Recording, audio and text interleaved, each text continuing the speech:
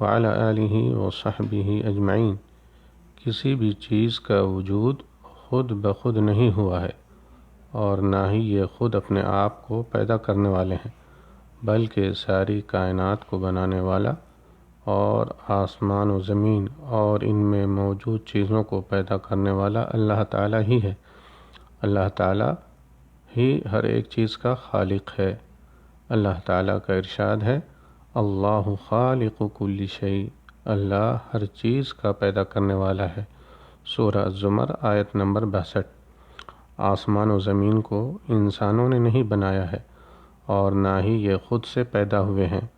عقل مند انسان جب آسمان کی طرف اپنی نگاہ اٹھاتا ہے اور اس میں چمکتے سورج، روشن چاند اور جھلملاتے ستاروں کو دیکھتا ہے تو اسے یہ کہنا پڑتا ہے کہ اللہ تعالیٰ ہی نے ان سب چیزوں کو بنایا ہے۔ تبارک الذی جعل فی السماء بروجا وجعل فیہا سراجا وقمرا منیرا۔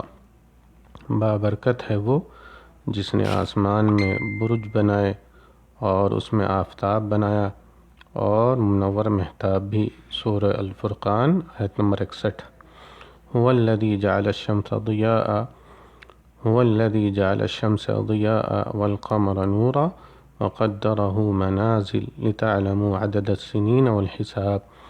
وہ اللہ تعالیٰ ایسا ہے جس نے آفتاب کو چمکتا ہوا بنایا اور چاند کو نورانی بنایا اور اس کے لیے منزلیں مقرر کیں تاکہ تم سالوں